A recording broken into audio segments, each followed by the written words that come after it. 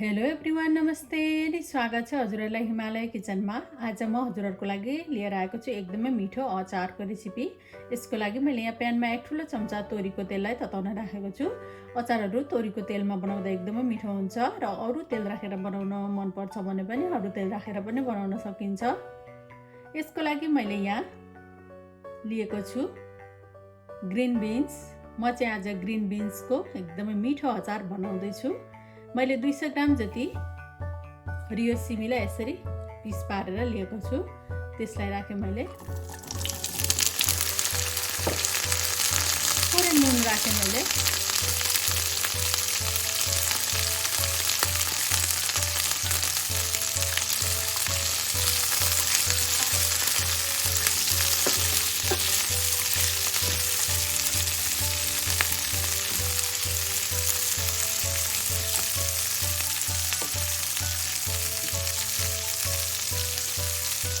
अब सुरुको 3 मिनट यसलाई छोपेर मिडियम हिटमा पकाउँछु म।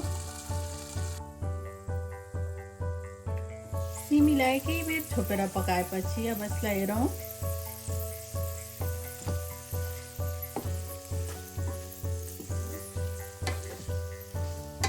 अब फेरि यसलाई चलाउँदै नछुपिकन यतिकै पकाएर हल्का रातो हुने बेलासम्म यसलाई पकाउनु पर्छ। हिट चाहिँ मिडियम टु हाई हुनुपर्छ। अब यति बेला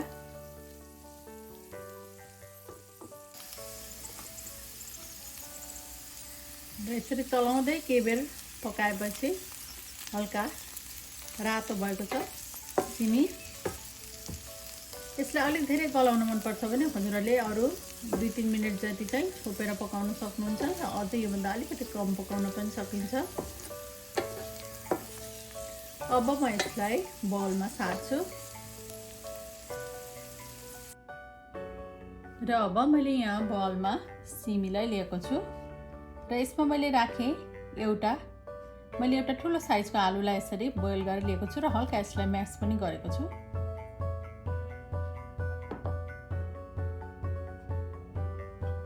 मैले राखेँ एक ठुलो चम्चा जति तिलको छोप, एक ठुलो चम्चा कागतीको रस। अचार अलिकति अमिलो नै मिठो हुन्छ। हजुरहरूले आफ्नो इच्छाले कागतीको रस पनि धेरै थोरै गर्न सक्नुहुन्छ। र काटेको हरियो धनियाँको पत्ताहरू राखेँ मैले। र अब लागौँ फेरि स्टोभतिर र मैले यहाँ फेरि प्यानमा एक ठुलो चम्चा तोरीको तेललाई यसरी तताउन राखेको छु र यसमा मैले फुराएँ 1/4 चम्चा मेथी, 1/4 चम्चा सौंफ,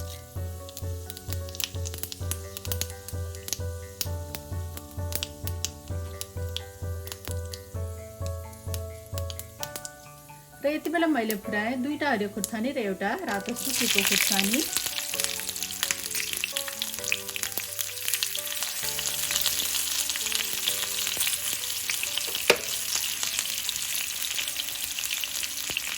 अब मैले स्टोभ अफ गरेँ र मैले यसमा राखेँ आधा सानो चम्चा काश्मिरी रातो खुर्सानीको धुलो, त्यसै गरी आधा सानो चम्चा बेसा,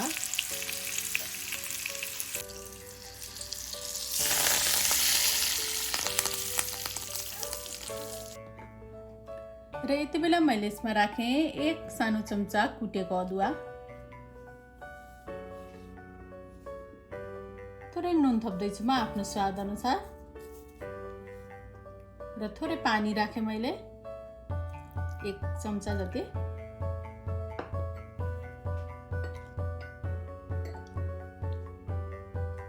र अब यसलाई एकदमै राम्ररी यसरी मिक्स गर्नुपर्छ। यसमा अमिलो पिरो आफूलाई कतिको राख्न मन पर्छ, धेरै थोरै राख्न सकिन्छ।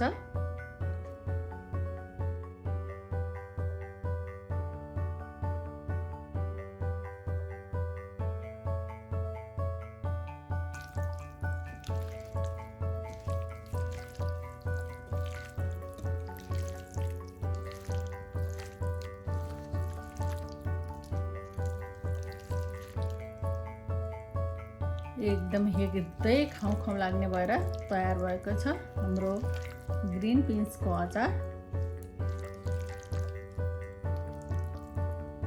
बनाउन पनि एकदमै सजिलो छिटो एकदमै मिठो जस्तो भएको छ। हजुरहरू पनि यसै गरी ग्रिन बिन्स र आलु मिक्स गरेर यसरी अचार बनाएर खानलाई अवश्य पनि ट्राई गर्नु होला। एकदम मिठो हुन्छ, सजिलो छिटो। हस्त यो मिठो ग्रिन बिन्सको अचारको रेसिपी हजुरहरूलाई राम्रो लाग्यो भने हाम्रो भिडियोलाई लाइक, कमेन्ट, सेयर गरिदिनु होला। यस्तै रेसिपीहरूको लागि हाम्रो च्यानललाई सब्स्क्राइब पनि गरिदिनु होला। सब्स्क्राइब गरिसकेपछि नजिकै रहेको नोटिफिकेसन बेललाई पनि अवश्य पनि क्लिक गरिदिनु होला। फेरि पनि यस्तै मिठो परिकारको रेसिपी लिएर आउने नै छु। हाम्रो भिडियो हेरिदिनु भएकोमा हजुरहरूलाई धेरै धेरै धन्यवाद।